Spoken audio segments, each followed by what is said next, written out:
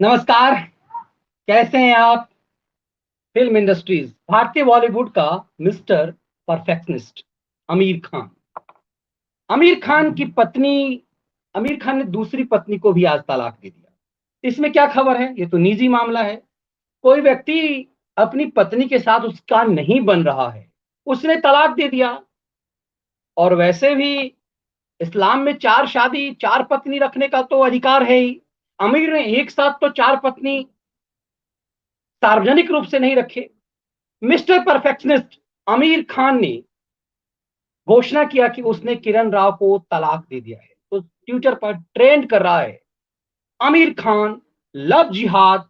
ऐसे से भरा पड़ा हुआ है पूरा ट्विटर कि मिस्टर परफेक्शनिस्ट आमिर खान ने अपनी दूसरी पत्नी, दूसरी हिंदू पत्नी को तलाक दे दिया।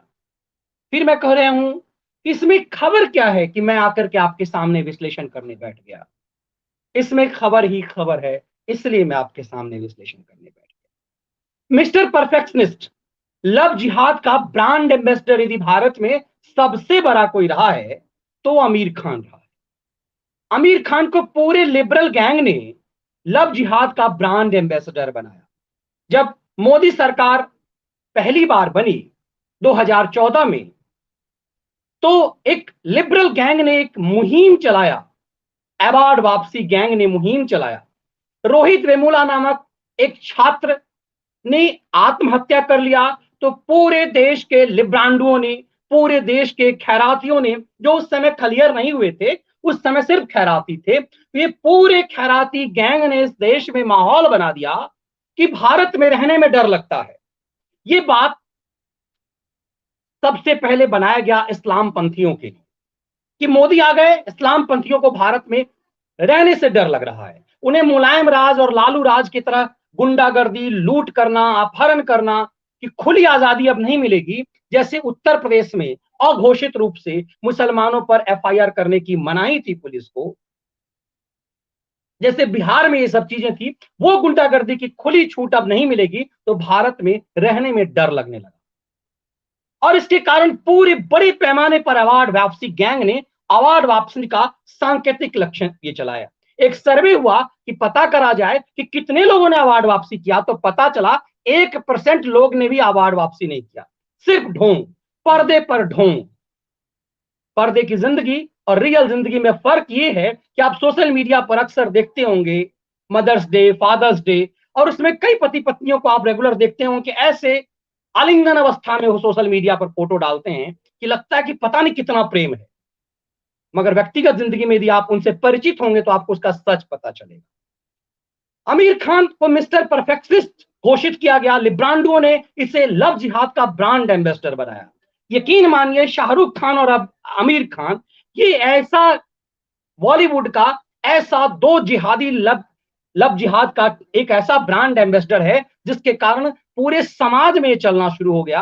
और हिंदू लड़कियों को ये चॉकलेटी बॉय, इसे चॉकलेटी बॉय के रूप में फेमस किया गया। 90 के दशक के जिन लोगों को फिल्म देखने की आदत है, जो लोग 90 के दशक को याद करते होंगे, 90 के दशक में ये मिस्टर परफेक्शनिस्ट ये चॉकलेटी बॉय के रूप में चर्चित था। और इसकी तरह दिखने वाला जो कोई भी यदि खास करके इस्लामपंथी है तो स्टार होता था। ये लिब्रांडुओं का नहीं था। मेरा एक निजी दोस्त है, बचपन का मित्र, आरएसएस से जुड़ा हुआ है। वो तो लड़ाई कर लेता था, मार कर लेता था, मुझसे कई बार बहस करने लगता था। हम लोग साथ रहा करते थे, वो शाखा में जाता था। वो आरएसएस का बेसिक कार्यकर्ता है, आज भी है, लेकिन आमिर खान के नाम पर लड़ाई कर लेता था। उसने कई बार मुझसे झगड़ा भी किया आमिर खान के नाम पर।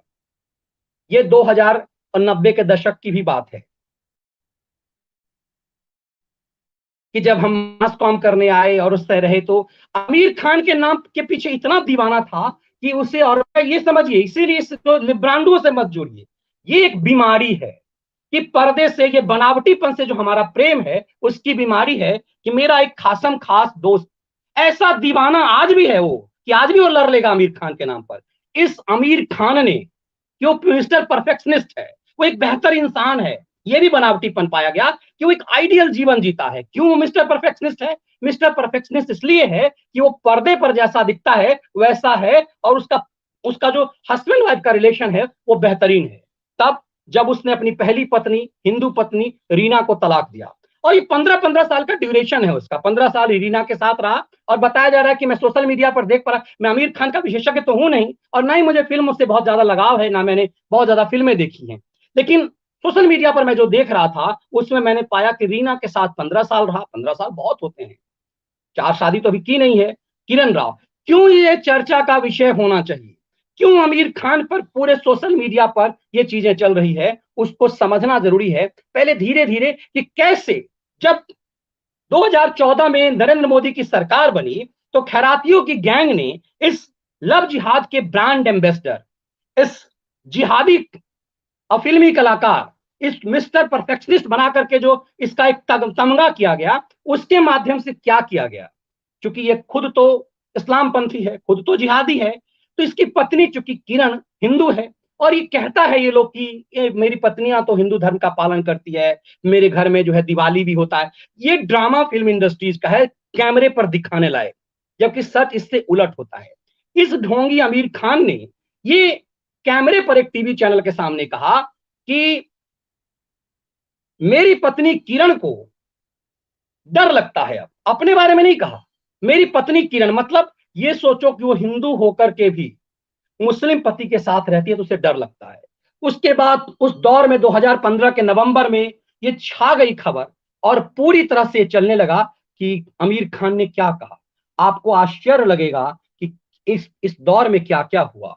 आमिर खान ने असहिष्णुता के मुद्दे पर कहा, पत्नी किरण राव ने दिया था भारत छोड़ने का सुझाव। देखिए, ये मतलब कह रहा है कि ऐसा नहीं है कि मैं छोड़ रहा हूं, मैं इस्लाम पंथी हूं, मेरी इच्छा हुई। ये चैनल भी आप देख लीजिएगा कहां की खबर है ये। तो आमिर खान ने असहिष्णुता के मुद्दे पर कहा कि किरण राव ने दिया था भारत छोड़ने का सुझाव। मतलब भारत से इस कदर इस आदमी को नफरत है, और ये मिस्टर परफेक्शनिस्ट है। इसी चीज को समझिएगा जरा सा कि मूल चीज ये नहीं है। मैं बार बार कहता हूं कि तलाक देना अब हलाला होगा कि नहीं, किरण राव का कब हलाला होगा, फिर वो हलाला के बाद क्या करेगी, फिर किसी शाहरुख खान की तलाश करेगी, किसी फिर मोहम्मद यूनिस की तलाश करेगी, क्योंकि हलाला होगा तभी अब दूसरी शादी कर पाएगी वो। अब अब पता नहीं रीना का हलाला हुआ या नहीं हुआ, लेकिन ये चीजें कहने और बताने की जरूरत ये है, इसको ज्यादा से ज्यादा जगह पे शेयर होने की जरूरत ये है। मैं फिर कह रहा हूं और बार बार कहूंगा, ये हस्बैंड वाइफ के ना एक दूसरे के साथ ना बन पाने के कारण एक सामान्य प्रक्रिया है। हिंदू समाज में तो कहा जाता है कि ये 7 जन्मों का बंधन है, लेकिन वो कहते हैं कि ये एक एग्रीमेंट है, निकाह एक एग्रीमेंट है। तो एग्रीमेंट टूट गया, कोई सामान्य बात है उनके लिए। लेकिन यदि नहीं बन रहा है तो आजकल हिंदू समाज में भी हर जगह लोग अलग रहते हैं, यदि पति पत्नी में नहीं बनता है तो ये सामान्य बात है, इसके लिए कोई ये नेशनल इशू नहीं है। लेकिन ये नेशनल इशू क्यों बन गया आमिर खान का मामला? क्योंकि इस देश में इस आदमी को, ऐसे ऐसे लोगों को मिस्टर परफेक्शनिस्ट बनाया गया, ऐसे ऐसे लोगों को लव जिहाद का ब्रांड एम्बेसडर बनाया गया। इन लोगों की राह पर चलते चलते लव जिहाद बड़े पैमाने पर हुआ। इन आमिर खानों की रीना से शादी, फिर किरण राव से शादी, किसी का गौरी से शादी, नाम देखिए गौरी शादी कहां कर रही है। इस तरह से एक लव जिहाद का ये सब ब्रांड एम्बेसडर बने। और इस आदमी के लिए कहा गया कि शाहरुख खान में तो थोड़ी सी धर्मांधता है, इसके बारे में प्रचार किया कि धर्मांधता नहीं है। यदि धर्मांधता नहीं है तो इसने क्यों कहा कि आमिर खान ने क्या असहिष्णुता के मुद्दे पर, उस समय असहिष्णुता एक नया शब्द गढ़ा गया था, लिब्रांडो ने एक नया शब्द गढ़ा था, असहिष्णुता। और बड़े पैमाने पर वो जो साहित्य के नाम पर, पत्रकारिता के नाम पर, इतिहासकार के नाम पर जो नेहरू ब्रांडेड ये सब जो थे, इन सब की दुकानें लगा कि बंद हो जाएगी। तो इन लोगों ने एक मुहिम चलाया, असहिष्णुता जैसे शब्द का इस्तेमाल किया। अब इतना ही नहीं हुआ, आप पाएंगे कि उसके बाद जब ये चीजें हुई तो बयान में बदलाव की बात भी सब आई। यही किरण है, इसी को तलाक दिया गया है, ये दूसरी पत्नी है, और इसी को मिस्टर परफेक्शनिस्ट बनाया गया। इसके फिल्मों के लिए कहा गया कि बड़ा बेसिक्स होता है। कभी इसने इस्लाम पर नहीं बनाया, इसने कभी भी भगवान के नाम पर एक से एक अपमानजनक चीजें की, कई फिल्मों में किया। लेकिन इस्लाम पर, इस्लाम में जो बुराइयां हैं, जो किंवदंतियां हैं, उन चीजों पर कभी इसने कुछ नहीं किया। इसने भगवान शंकर का मजाक उड़ाया, माँ दुर्गा का मजाक उड़ाया, सरस्वती का मजाक उड़ाया अपनी फिल्मों में, लेकिन कभी अपने पंथ के लिए कुछ भी नहीं किया। आज ये ऐसे लोग मिस्टर परफेक्शनिस्ट आपके समाज में बन गए। और जब इसके लिए बदनामी इसकी होने लगी, जब फिल्में इसकी बाइकाट होने लगी, तो इसने सफाई देना शुरू कर दिया। वो कोरोना का दौर तो था नहीं, लोगों ने इसके फिल्मों को बाइकाट करना शुरू कर दिया। तो अपनी पत्नी को जमीन पे उतारा और अपनी पत्नी के मुंह से भी कहा गया कि बयान पर बदलाव के बाद टेंशन में आए अमीर, और अमीर की पत्नी ने कहा कि ये कहना नहीं था कि भारत छोड़ने की बात हम नहीं कर रहे थे, हमने मुंबई छोड़ने की बात की। अब देखिए कि इसको पलटी मारा कि भारत छोड़ने का इन लोगों का। अब तब देखेंगे कि भारत छोड़ने की क्या बात। ये आप लगातार इस तरह की चीजें असहिष्णुता के लॉ पर आमिर खान ने दी हवा, तो अनुपम खेर और मनोज तिवारी ने खोला मोर्चा। इनके खिलाफ मोर्चा जब खुल गया, तो इनके फिल्में, इनके फिल्म जो है इनके, ये सब फ्लॉप होने लगे। इन लोगों की जो है वो बेचैनी बढ़नी शुरू हो गई और ये सब के सब अपने अपने ढंग से परेशान होने लगे। अब आज ट्विटर पर ये ट्रेंड करने लगा बड़े पैमाने पर। एक बहुत अच्छी बात मित्र प्रशांत ने लिखा है कि आमिर खान ने रीना के बाद दूसरी पत्नी किरण राव को भी तलाक दिया। अब बेटी की आयु की तीसरी लड़की से निकाह की तैयारी में है। अब इसमें कुछ भी गलत तो है नहीं, अब बेटी की उम्र की तो पैगंबर ने भी किया हुआ है। तो बेटी की उम्र की किरण अब बेटी की आयु की तीसरी लड़की से निकाह की तैयारी में आमिर खान। हो सकता है कि ये ब्रेकिंग न्यूज इनके लिए हो। लव जिहाद का ब्रांड एम्बेसडर प्रशांत ने लिख भी दिया है, क्योंकि प्रशांत के ट्विटर पे बहुत जबरदस्त राष्ट्रवादी लोग, बहुत जबरदस्त फॉलोअर्स हैं इनके। ऐसा लव जिहाद का ब्रांड एम्बेसडर अधम व्यक्ति फिल्म में श्री कृष्ण का किरदार निभाते हुए कैसे स्वीकार्य हो सकता है। आपको ये तय करना होगा कि आपको ये कैसे स्वीकार्य हो सकता है, ये कैसे आपको स्वीकार हो सकता है, ये आपको तय करना है। अब सवाल यह है, सवाल यह है कि ऐसे लोग ब्रांड एम्बेसडर कैसे हैं, कैसे बनाया, किन्होंने बनाया। ये सिंपल मामला नहीं है। क्यों आमिर खान जब भारत के खिलाफ तुर्की आया, जब 370, देखिए ऐसे कैसे ये लोग जिहादी हैं। दरअसल ये फिल्म में आपके, चूंकि आप एक इस्लाम पंथी होकर के तो इनकी कमाई नहीं होगी, नाम नहीं हो पाएगा। तो इसने मिस्टर परफेक्शनिस्ट का स्वांग रचा, इसके साथ लिबरलों ने एक स्वांग रचा कि मिस्टर परफेक्शनिस्ट है और सचमुच क्या है, जिहादी है। कैसे, इसकी एक फिल्म आने वाली थी, चड्डा, लाल सिंह चड्डा करके, मेरे ख्याल से लाल सिंह चड्डा फिल्म आने वाली थी। भारत के साथ खुल करके एक देश, यदि पाकिस्तान के अलावा एक देश संयुक्त राष्ट्र संघ में भी आपका विरोध कर रहा था, तो वो देश था तुर्की। क्योंकि मलेशिया को भी भारत ने औकात बता दिया था। मलेशिया का मताहिर मोहम्मद जो है वो घुटने के बल आ गया, वो प्राइम मिनिस्टर से हट गया जब भारत ने, मोदी सरकार ने तय किया कि पाल्म ऑयल जो है, जो उसके बंदरगाह पे पड़े रह गए, भारत ने मंगवाया नहीं। तो इतना जोरदार झटका लगा, क्योंकि उसका मेन बिजनेस था भारत के साथ। और ये इतना चोटिल हुआ कि वो घुटने के बल आया और मलेशिया से फिर 6 महीने बाद रिलेशन थोड़ी ठीक हुए, मलेशिया घुटने के बल आया। लेकिन तुर्की कुतर्क करता रहा। उस तुर्की के राष्ट्रपति की पत्नी, जो राष्ट्रपति जो जहर उगल रहा था भारत के खिलाफ, पाकिस्तान के साथ जो एकमात्र देश जो भारत के खिलाफ संयुक्त राष्ट्र संघ में भी आवाज 370 पे उठाया, एकमात्र तुर्की था। पूरे अरब कंट्री ने भारत का साथ दिया, पाकिस्तान का विरोध किया। एकमात्र तुर्की था जिसे अरब देश के साथ अपने अपने आप को विकल्प के रूप में, महातिर मोहम्मद मलेशिया का और तुर्की, ये दोनों देश ये चाह रहे थे कि अरब के बाद, चूंकि अरब के तेल का बाजार का कमजोर होगा, तो मुस्लिम देशों का नेतृत्व तुर्की करे। इसीलिए इमरान खान को पटाया कि भाई एकमात्र मुस्लिम देश जिसके पास परमाणु बम है, तो पाकिस्तान को इसमें शामिल किया गया। तुर्की, मलेशिया और पाकिस्तान मिल करके एक मीटिंग करने वाले थे, जिसकी हवा से सऊदी अरब ने उतार दिया और नरेंद्र मोदी लगातार सऊदी अरब के साथ रिलेशन भारत का बेहतर बनता चला गया। इसका कारण ये बेहतर देखिए कि 370 पर किसी भी देश ने भारत का विरोध नहीं किया, सिर्फ पाकिस्तान ने किया और तुर्की ने किया। उस तुर्की के प्रधानमंत्री की पत्नी के साथ तस्वीर खिंचा करके ये आमिर खान लाल सिंह चड्ढा फिल्म का प्रमोशन करने तुर्की गया हुआ था। शूटिंग का अड्डा भी तुर्की को बनाया, इसको कहीं दुनिया में जगह नहीं मिला, तुर्की। इसका मतलब है इसने ये दिखाया कि ये फिल्में कैसे पाकिस्तान में चले। इंटेंशन क्या था कि तुर्की में हिंदी फिल्म कितनी चल पाएगी, उसका डबिंग हो जाएगा। दरअसल इसकी मार्केटिंग की, कैसे इसकी फिल्में मुस्लिम कंट्री में चल सके, मूल रूप से पाकिस्तान में चल सके, इसका एजेंडा, पाकिस्तान के एजेंडे के साथ आमिर खान खड़ा हो गया और इसने बड़ी धूर्तता के साथ बड़ी चालाकी से के साथ भारत के खिलाफ एक तरह से विद्रोह किया। कायदे से इस आदमी के खिलाफ देशद्रोह का मुकदमा होना चाहिए था उस समय में, क्योंकि आप उस देश के साथ खड़े हुए जिसके साथ भारत सरकार ने खुला स्टैंड लिया, उस तुर्की के साथ, उस तुर्की के साथ आप उस दौर में, तब फिर खैरातियों ने क्या चलाना शुरू किया, खलियर खैरातियों ने प्रधानमंत्री मोदी और तुर्की के प्रधानमंत्री की पुरानी तस्वीर शेयर करने शुरू कर दी। अच्छा, इनका क्या हुआ जाए? सवाल यह है कि आपके रिलेशन कभी किसी के साथ बेहतर होते हैं, और जब आपके रिलेशन उस दौर बदलते हैं और देश में यह मायने रखता है कि आपके देश के खिलाफ कौन है। तुर्की इस तरह से खुल करके हमारे खिलाफ कभी नहीं आया था, खुलेआम हमारा विरोध कभी नहीं किया, क्योंकि ना हमारा पड़ोसी देश है और ना हमारा किसी ढंग का उस ढंग का बड़ा व्यापारिक उसके साथ संबंध है। लेकिन तुर्की जब इस्लामिक देश का नेतृत्व करने के लिए एक एजेंडे में आया, तो उसने पाकिस्तान के साथ खुल करके 370 पे हमारा विरोध किया। जिस समय में तुर्की हमारे देश के खिलाफ जहर उगल रहा था, ये so called mister perfectionist Bharat के खिलाफ षड्यंत्र करते हुए तुर्की में था और तुर्की से तस्वीर जारी कर रहा था। इसको दुनिया में लाल सिंह चड्ढा फिल्म के लिए शूटिंग का कोई जगह नहीं मिला, तुर्की मिला।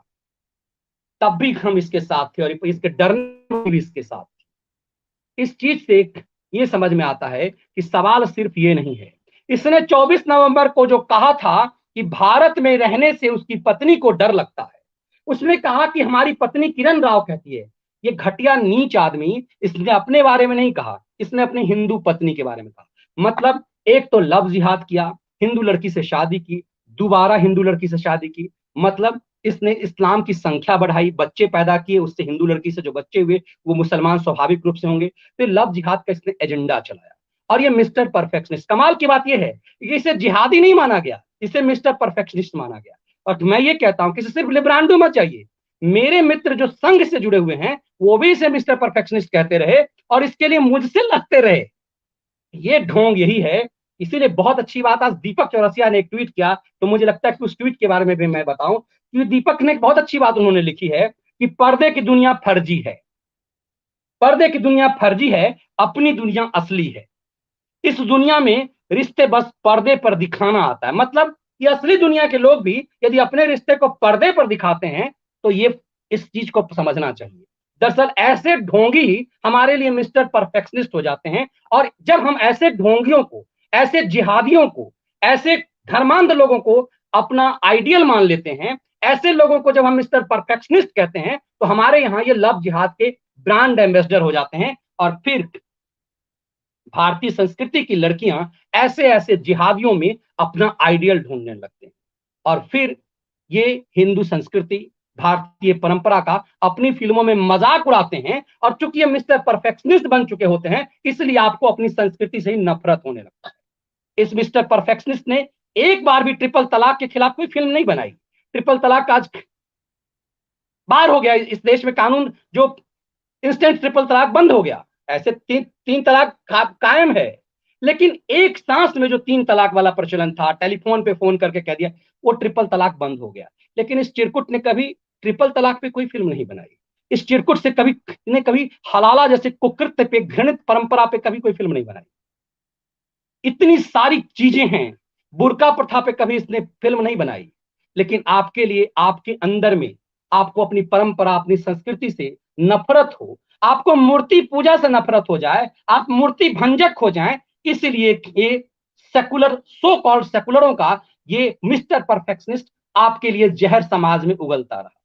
और इतना ही नहीं, मैं फिर कहूंगा बार बार कि कैसे तथाकथित राष्ट्रवादी संघ की शाखा से प्रेरणा लेने वाले लोगों में भी इसमें मिस्टर परफेक्शनिस्ट दिखता रहा, क्योंकि ये ढोंग था, एक एजेंडे के तहत काम कर रहा था। तुम यदि इतने मिस्टर परफेक्शनिस्ट हो तो ऐसा क्या है कि तुम्हें हर 5 साल 10 साल बाद हिंदू लड़की से शादी करके उससे तलाक लेने की जरूरत पड़ती है? इसीलिए हमने वो पुरानी चीजें दिखाई कि कैसे ये खतरनाक चीज है, ये सामान्य चीज नहीं है। तुम्हें यदि भारत में डर लगता है, तुम्हें यदि तुर्की अच्छा लगता है, तो तुम तुर्की की नागरिकता ले लो। तुमने अपनी पत्नी किरण राव का इस्तेमाल किया। दरअसल किरण का इस्तेमाल इसने, क्योंकि किरण हिंदू है, इसकी पत्नी है, इसने उसके ऊपर दबाव डाला। और इसके बयान किरण ने कभी पब्लिकली नहीं कहा, इसने कहा। आप याद कीजिए, किरण ने कभी पब्लिकली नहीं कहा कि मुझे भारत में रहने में डर लगता है।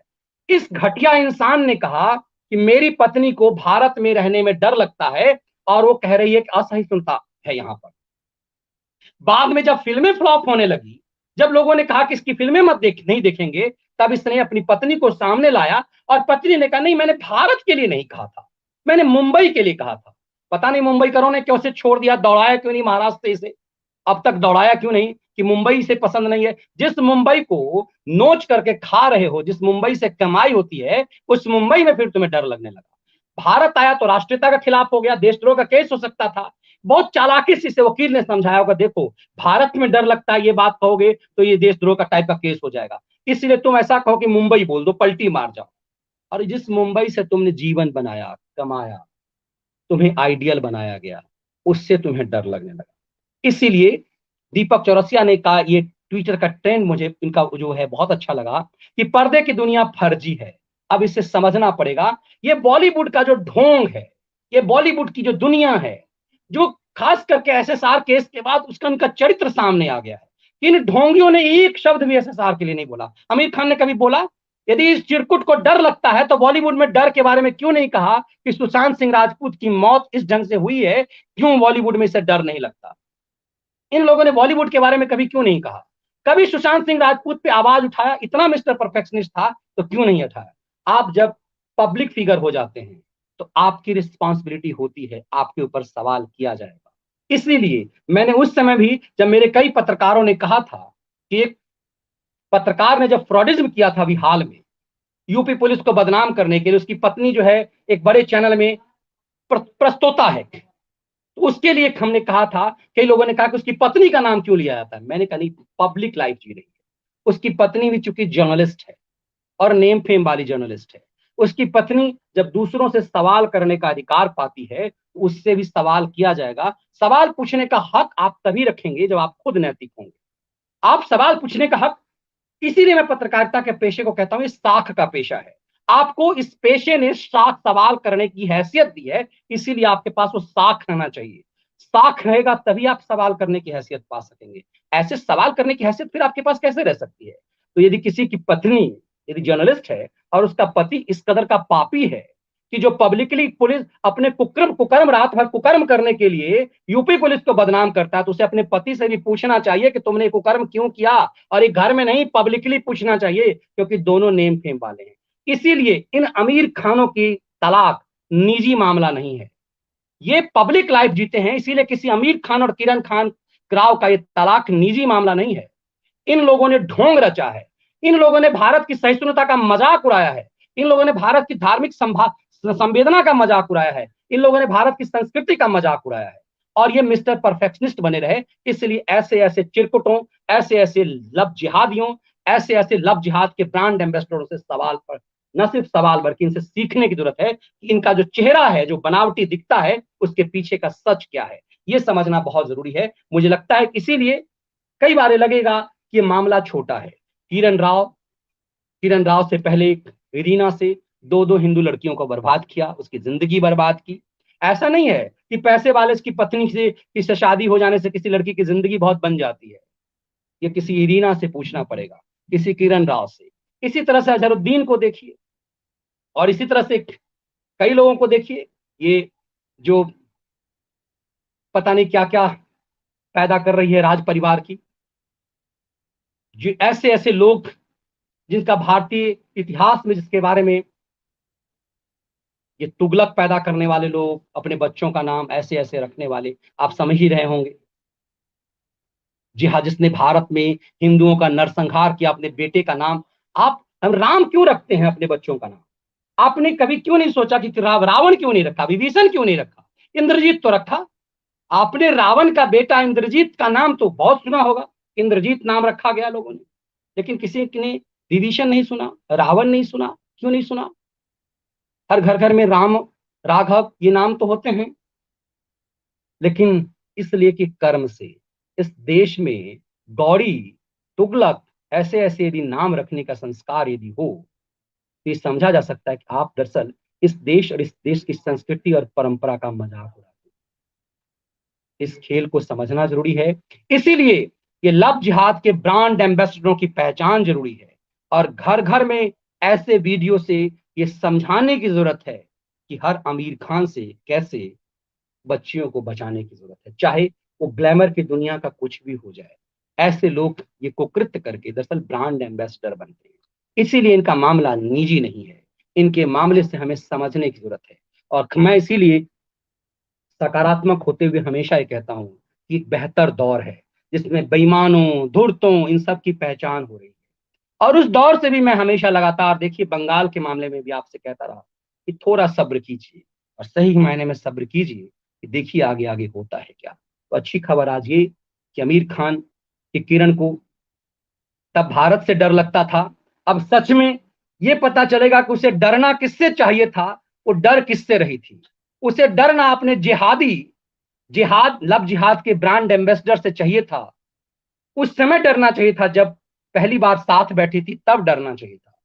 डर वो भारत से रही थी, दुनिया में सबसे सहिष्णु समाज से डर रही थी।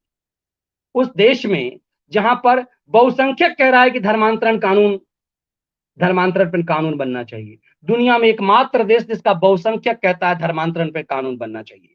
दुनिया में हर देश में अल्पसंख्यक कहते हैं धर्मांतरता पे कानून बनना चाहिए, धर्म परिवर्तन पे कानून बनना चाहिए, इस लव जिहाद पे कानून बनना चाहिए। ये देश एकमात्र है जिसका बहुसंख्यक ऐसी मांग करता है। इसलिए क्योंकि इस देश का चरित्र सहिष्णु इसलिए है कि इस देश का बहुसंख्यक सहिष्णु है। दुनिया में कोई देश तभी सहिष्णु हो सकता है जब उसका बहुसंख्यक सहिष्णु होगा। भारत से अलग हुआ पाकिस्तान सहिष्णु क्यों नहीं हो पाया? तमाम सांस्कृतिक चीजें हमारे वहां पे हैं, कई देवस्थल आज पाकिस्तान के हिस्से में है, बांग्लादेश के हिस्से में, क्योंकि हमारे देश का हिस्सा रहा है वो। लेकिन वो सहिष्णु नहीं रह पाया क्योंकि वहां हिंदू नहीं रहे। इसीलिए ये जो सवाल सवाल आमिर खान का नहीं है, सवाल इसका नहीं कि किरण राव अब हलाला होगा उनका, ये नहीं होगा। ये सवाल ये है कि इन लव जिहाद के ब्रांड एम्बेसडरों ने इस देश की संस्कृति के खिलाफ जो ये जहर चलाया, नफरत की, धार्मिक सिर्फ हिंदू समाज के खिलाफ क्यों? क्यों नहीं लव जिहाद पर, क्यों नहीं हलाला पर, क्यों नहीं ऐसे ऐसे चीजों पे, ट्रिपल तलाक पर, क्यों नहीं बुर्का प्रथा पर? बहुत सारी चीजें थी जिस पर आमिर खानों को मुहिम चलाना चाहिए था, क्योंकि वो मिस्टर परफेक्शनिस्ट थे। आपने उन्हें करोड़पति बना दिया, एक सड़क के लौंडे लपाड़े को आपने हमने करोड़पति बनाया। तब ये समझना पड़ेगा कि गलती कहाँ हुई और कहाँ अब सचेत होने की जरूरत है, कहाँ संभल जाने की जरूरत है। इसलिए इस विश्लेषण को ज्यादा से ज्यादा संख्या में शेयर कीजिए ताकि हर घर तक पहुंच सके और लोग अपनी बच्चियों को समझा सकें, बता सकें कि ऐसे ऐसे ब्रांड एम्बेसडरों, ऐसे ऐसे जिहादियों को चॉकलेटी बॉय जब आप कहते हैं तो उसके क्या मायने होते हैं। घर में जब आप ऐसे ऐसे जिहादियों, ऐसे ऐसे लव जिहादियों को, ऐसे ऐसे लव जिहाद के ब्रांड एम्बेसडरों को जब आप चॉकलेटी बॉय कहते हैं तो क्या होता है? पूरा बॉलीवुड क्यों जिहाद का एक अड्डा बन गया? क्यों ऐसा हुआ? बार बार ये समझने की जरूरत है। शोले फिल्म में ही नहीं, ज्यादातर फिल्मों में ऐसा क्यों हुआ कि हिंदू समाज का हर ब्राह्मण ढोंगी हो गया, हर बनिया बेईमान हो गया, हर राजपूत राक्षस हो गया? ऐसा क्यों हुआ? इन सब ने यही चरित्र आपने, और हर फिल्म में हर मौलाना पांच वक्ती का नवाज और बेहतर इंसान रहा, जबकि पब्लिक जीवन में क्या रहा? इसीलिए पर्दे और पब्लिक जीवन में क्या रहा? हर जगह बम विस्फोट करने वाला देखिए, हर जगह धर्मांतरित करने वाला देखिए। पर्दे की दुनिया अलग रही और यथार्थ की दुनिया अलग रही। आपने किस देश में इतने बम विस्फोट हुए? एक फर्जी बनाया गया साध्वी प्रज्ञा और कर्नल पुरोहित का, वो भी फ्रॉड दिग्विजय सिंह ने बनाया, हिंदू आतंकवाद का चरित्र। दुनिया में ऐसा कहीं नहीं होता, लेकिन पर्दे पर कैसे उसे पांच वक्ती नमाज पढ़ने वाला एक बेहतरीन इंसान बताया गया। इसीलिए पर्दे की दुनिया और असली दुनिया में यही फर्क है। इस फर्क को हम सबको समझना बहुत जरूरी है। इसीलिए मैं चाहूंगा कि इस विश्लेषण को ज्यादा से ज्यादा लोगों तक पहुंचाएं ताकि हर घर में संदेश जाए कि किसी आमिर खान की लव जिहाद का हिस्सा कोई किरण राव ना बन पाए। बहुत बहुत धन्यवाद, बहुत बहुत आभार आप सबका। कोरोना काल में पिछले 2 साल से फिल्में नहीं देखी है, लेकिन हम मरे नहीं हैं। इसलिए भाइयों, फिल्म देखने से अच्छा है हम इस पैसे गरीबों में बांट दें। बिल्कुल चरण सिंह जी इस बात से सहमत हूं, बिल्कुल बंद कर दीजिए। बॉलीवुड को एकदम से कंगाल नंगा कर दीजिए, क्योंकि ये पूरा, ये दाऊद वुड है, ये कराची वुड है सही मायने में। और ऐसा क्यों हुआ कि ये तीन खान ही हीरो रहे? हमारे हमारी पूरी हमारी पीढ़ी ने सिर्फ इन तीन खानों को ही हीरो क्यों बनाया, इस बात को समझना पड़ेगा। और इसीलिए हम सबको इसे बहुत गंभीरता से लेना पड़ेगा। बहुत बहुत धन्यवाद, बहुत आभार आप सबका।